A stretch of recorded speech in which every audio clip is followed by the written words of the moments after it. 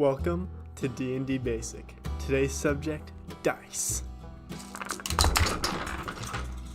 When playing Dungeons and Dragons, you can do whatever you want, as long as you roll high enough with your die. Now, let me introduce today's stars. The D4, small and simple. The D6, familiar, like an old friend. The D8, a damage dealer. The D10, another damage dealer. The D12, biggest damage dealer.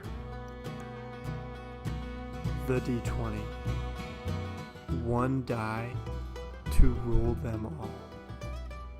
The most important die to Dungeons and Dragons.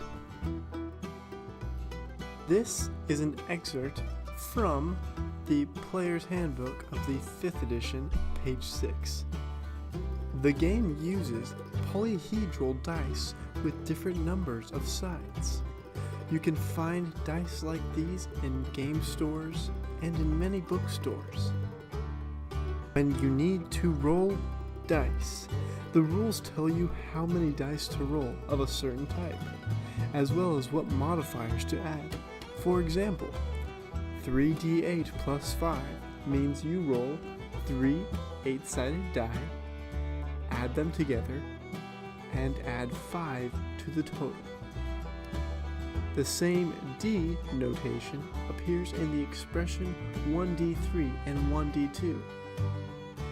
To stimulate the roll of 1d3, roll a d6 and divide the number rolled by 2. To stimulate the roll of 1d2, roll any die and assign 1 or 2 to the roll depending on whether it was odd or even. The d4 is usually used for smaller weapons in Dungeons and Dragons. And when you roll a d4, whichever number is pointing up is the number that you will determine what you got. The d6, that is the most familiar dice in the game, and that's because it is used in a lot of games, such as Monopoly, Risk, Yahtzee, and just a lot of games in general. The d8 is used for determining health of some classes and also damage of a lot of weapons. Oh, and the d6 also uses a lot of damaging for weapons and some character class health. The d10 is also a character class health dice, but it also is a damage die along with the other ones.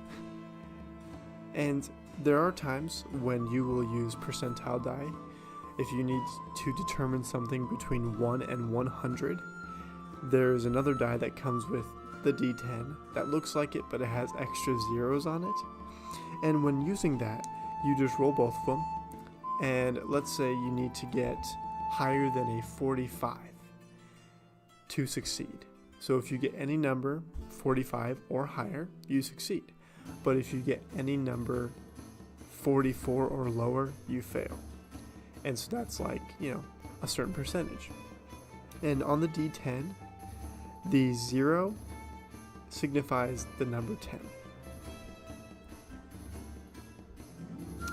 The D12 is used exclusively for damage, but it also is for the barbarian class, the health die. So it's not used as much as the other die, but it's still a great die.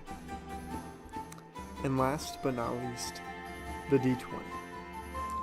The D20 is essential for any Dungeons and Dragons experience, and a lot of other role-playing games as well. And it is by far used the most of any die in any game. And I would say it's definitely the coolest looking die, in my opinion. And so let's say you're in a battle and you're trying to hit somebody with a sword strike. What you have to do is you roll a d20, and if you roll high enough with that d20, you will hit that person. And then, let's say you're using a short sword, you would roll your d6, and whatever damage you got, let's say you got 5 damage, that's how much you do to that person. And that's the basics of dice. In Dungeons and Dragons, dice are a huge thing. They really can determine if you succeed or fail. Now, it is up to the Dungeon Master what exactly counts as a success, but I'm sure they will be merciful and give you plenty to worry about. Thank you so much for watching this video. If you liked it, leave a like. Subscribe to this channel for more information about Dungeons and Dragons and other video game related information and reviews. If you have any questions or any ideas, anything that wasn't very clear, just leave it in the comments section below and I will definitely get to that. Thank you so much for watching. See you next time.